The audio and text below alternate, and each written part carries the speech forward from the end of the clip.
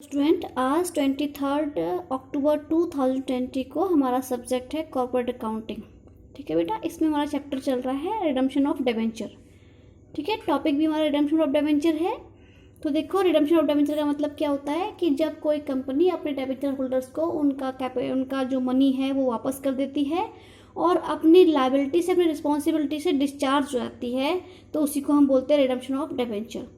तो देखो, redemption of debenture refers to the discharge of liability on account of debenture. तो क्या कह रहा है वो कि रिडम्पशन ऑफ डिबेंचर का मतलब होता है कि जब कोई कंपनी अपने डिबेंचर्स की लायबिलिटी से को डिस्चार्ज कर देती है, तो इसी को हम रिडम्पशन ऑफ डिबेंचर कहते हैं। In other words, redemption of debenture is repayment of the amount of debentures to the debenture holders. दूसरे शब्दों में हम कह सकते हैं कि रिडम्पशन ऑफ डिबेंचर का मतलब होता है कि डिबेंचर होल्डर्स को उनका डिबेंचर का जो अमाउंट है वो रीपेमेंट कर दिया जाए, वापस कर दिया जाए। Following 3 problems require attention when a company want to redeem the debentures. तो 3 बातें हमने ध्यान रखनी है बेटा जब एक कंपनी जो है अपने डिबेंचर को रिडीम करती है। तो देखो, फर्स्ट है time of redemption of debentures. तो डिबेंचर्स का टाइम उनको ध्यान में रखना पड़ेगा कि ये रिडीम कब है, कब करने हैं। Generally debentures are redeemed at the expiry of their period by making the payment of the amount promised for. ठीक है, तो जनरली तो क्या होता है कि जो डिबेंचर्स जो होते हैं उनका एक स्टिपुलेटेड टाइम पीरियड होता है और उस स्टिपुलेटेड टाइम पीरियड के पूरा होने के बाद उनकी पेमेंट कर दी जाती है। ठीक है, तो but sometimes company may reserve the right in the article of association to redeem the debentures even before the date of redemption. ठीक है लेकिन कभी कभी कंपनी क्या करती है, कभी कभी कंपनी के पास एक कंपनी अपने आर्टिकल्स में एक राइट अपने लिए रिजर्व करके रखती है कि भाई अगर कंपनी चाहे तो उन डिबेंचर्स का रिडम्पशन वो अपने टाइम पीरियड से पहले ही कर सकती है। ठीक है, और वो कैसे करेगी? इंस्टॉलमेंट में ओपन मार्केट से अपने डिबेंचर्स को बाय बैक करके, यानी कि इंस्टॉलमेंट में उनको वापस लेती रहेगी, वापस खरीदती रहेगी। तो ओपन मार्केट में तो हम परचेज भी कर सकते हैं और सेल भी कर सकते हैं। तो किसी भी तरीके से ओपन मार्केट में ट्रेडिंग की जा सकती है। तो कंपनी अपने पास ये राइट रिजर्व करके रखती है कि अगर कंपनी चाहे तो अपने ही डिबेंचर्स को ओपन मार्केट में बाय बैक कर सकती है। तो payment of debentures by instalment is nothing but redemption of debenture by drawing a lot. तो इंस्टॉलमेंट में डिबेंचर को पेमेंट करने का मतलब और कुछ नहीं है, बल्कि यही है कि डिबेंचर का रिडम्पशन लॉट का मतलब इंस्टॉलमेंट में कर दिया जाए। Sometimes if company does not want to serve a notice to debenture holders and want to redeem the debenture before the date of redemption. कभी कभी एक कंपनी ये चाहती है कि वो अपने डिबेंचर होल्डर्स को कोई भी रिडम्पशन का नोटिस नहीं देगी और अपने डिबेंचर को उस ड्यू डेट से पहले, उस रिडम्पशन की डेट से पहले ही उनको जो है वो रिडीम कर दे। तो this is possible by purchasing on debentures in the open market. तो ये पॉसिबल कैसे होगा कि कंपनी अपने ही शेयर्स को, अपने ही डिबेंचर्स को ओपन मार्केट में परचेज कर ले। Thus debentures can redeem either at the expiry of period of debentures और before the expiry of the period by drawing a lot और by purchasing in the open market before the expiry of the period of debentures. इसलिए वो कहता है कि जो debentures हैं वो उनकी एक्सपायरी डेट से पहले भी उनको परचेज करके रिडीम कर सकते हैं। ठीक है, और ओपन मार्केट में उन्हीं डिबेंचर्स को बाय बैक करके भी उनका रिडम्पशन कर सकते हैं और ओपन इंस्टॉलमेंट में उनकी पेमेंट करके भी उनकी जो है रिडम्पशन की जा सकती है। मेरी बात समझ गए सारे बच्चे?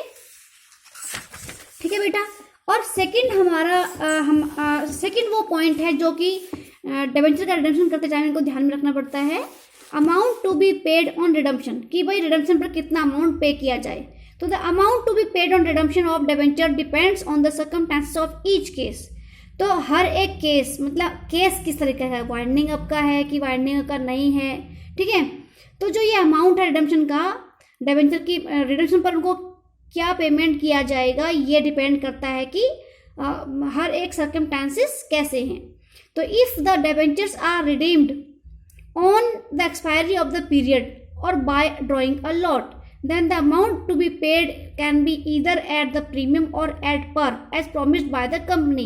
तो कह रहा है अगर डिबेंचर्स जो है अपने एक्सपायरी डेट की एक्सपायरी डेट पर ही उनको रिडीम किया जा रहा है या फिर इंस्टॉलमेंट में उनको पेमेंट किया जा रहा है तो उनका रिडम्पशन जो है प्रीमियम पर या एट पार वैल्यू पर, जैसा भी कंपनी ने प्रॉमिस किया है उसके अकॉर्डिंग किया जाएगा।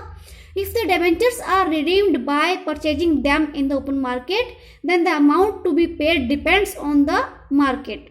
तो अगर डिबेंचर का रिडम्पशन ओपन मार्केट में इनको परचेज किया जा रहा है तो ये डिपेंड करेगा कि मार्केट की कंडीशंस क्या हैं, मार्केट की कोटेशन क्या है उस टाइम पे, इधर एट पार और एट डिस्काउंट और प्रीमियम, मतलब वो कुछ भी हो सकता है। मार्केट में जिस टाइम पे डिबेंचर के रेट गिरे हुए होंगे उस टाइम पे डिस्काउंट पे इशू रिडम्पशन माना जाएगा, और जिस टाइम पे मार्केट हाई हो रखी होगी, बूम रखा होगा, उस टाइम पे प्रीमियम पर। तो generally the companies purchase their own debentures from the market when the debentures are quoted below the face value to take the advantage of depressed prices.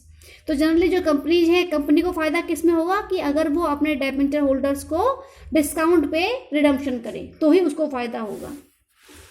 तीसरा पॉइंट हमारा आता है सोर्सेस ऑफ फाइनेंस, जो हमारा सबसे important point है। इसी के ऊपर एक लॉन्ग क्वेश्चन बना हुआ है जो 10 मार्क्स का आता है।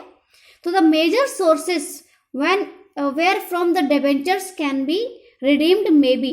तो जो मेजर सोर्सेस है जहाँ से डिबेंचर होल्डर्स को उनकी पेमेंट करनी है, तो वो फर्स्ट है आउट ऑफ प्रॉफिट, कि कंपनी के पास कितने प्रॉफिट्स हैं।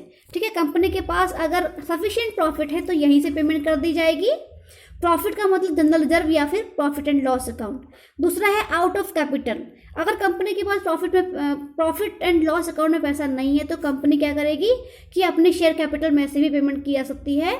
फिर है out of provision made for the redemption. और तीसरा पॉइंट ये है, सबसे अच्छा पॉइंट यही है कि अगर डिबेंचर्स के रिडम्पशन के लिए कोई प्रोविजन बना के रखा हुआ है, जैसे सिंकिंग फंड हो गया, ठीक है, ये चीज़ें अगर यूज़ की जा रही हैं, फंड्स वगैरह, सिंकिंग फंड हो गया, ठीक है, तो यहाँ से पेमेंट की जाएगी। और लास्ट हमारा पॉइंट है by converting them into shares और न्यू डिबेंचर्स। उसके बाद एक मेथड और है कंपनी के पास कि जो ये डिबेंचर्स हैं इनको न्यू डिबेंचर्स में चेंज कर दिया जाए, यानी कि ओल्ड डिबेंचर वापस ले लिए जाएं और न्यू डिबेंचर इशू कर दिए जाएं, या उनकी जगह पे शेयर्स भी इशू कर सकते हैं। ठीक है बेटा, तो सोर्सेस ऑफ फाइनेंस है ये। उसके बाद हमारा पहला है आउट ऑफ प्रॉफिट, तो वो मैं तुम्हें पढ़ा देती हूँ यहाँ पे। तो देखो, आउट ऑफ प्रॉफिट रिडम्पशन, मतलब कि अगर डिबेंचर का रिडम्पशन आउट ऑफ प्रॉफिट किया जाएगा तो क्या कंडीशन रहेंगी। देखो, when debentures are redeemed out of profit the following general entries will be passed. तो देखो, जब डिबेंचर्स को आउट ऑफ प्रॉफिट रिडीम किया जा रहा है तो फॉलोइंग जनरल एंट्रीज पास की जाएंगी। फर्स्ट है entry for amount paid on redemption, कि अगर रिडम्पशन करना है, ठीक है, तो जिस टाइम पे अमाउंट पे किया जा रहा है रिडम्पशन का, उसके लिए एंट्री आएगी debentures account debit to bank account. ठीक है, जैसे प्रेफरेंस शेयर होल्डर्स को पेमेंट किया था ना प्रेफरेंस शेयर का, ऐसे इनका भी। तो देखो, जब डिबेंचर्स को इशू किया जा रहा होगा तो उस टाइम पे हमारी एंट्री आती है bank account debit to debentures account.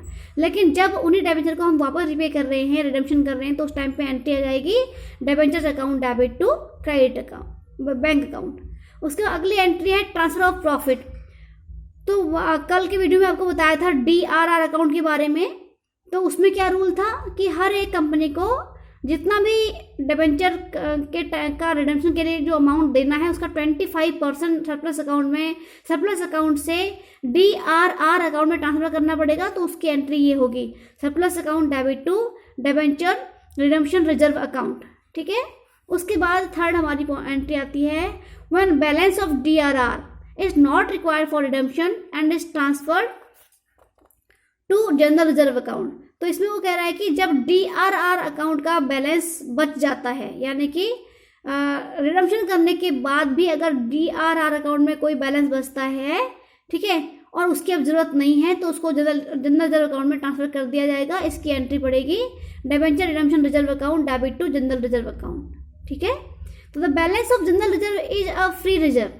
तो जो जनरल रिजर्व में बैलेंस होता है वो फ्री रिजर्व होता है, and will be available for all purposes. तो उसको हम किसी भी तरीके से यूज़ कर सकते हैं।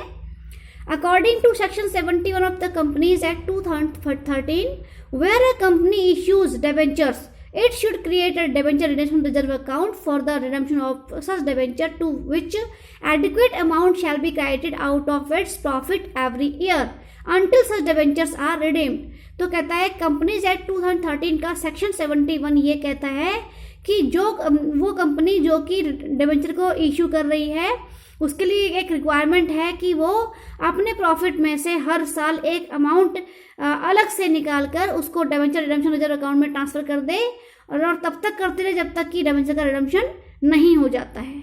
ठीक है, तो the amount credited to debenture redemption reserve account can not be utilise for the company for any other purpose. तो DRR अकाउंट का जो अमाउंट है वो कंपनी किसी और पर्पज के लिए यूज नहीं कर सकती, वो सिर्फ और सिर्फ डिबेंचर्स के रिडेम्पशन के लिए ही यूज कर सकती है। ठीक है, उसके बाद भी अगर बच जाता है तो हम उसको कहाँ ट्रांसफर करते हैं, उसको ट्रांसफर करते हैं जनरल रिजर्व अकाउंट में। ठीक है बेटा, as per SEBI guidelines drawal from debenture redemption reserve is permissible only after 10% debenture liability has been actually redeemed by the company। और अब क्या सेबी की नई गाइडलाइंस की आई है कि इस DRR अकाउंट का जो इसका जो बैलेंस है उसको हम विड्रॉ कर सकते हैं, लेकिन कैसे कि जब डिबेंचर्स लाइबिलिटी यानी जितना भी डिबेंचर का हमने अमाउंट देना है रिडम्पशन पर उसका 10% अगर ये डिबेंचर की लाइबिलिटी का 10%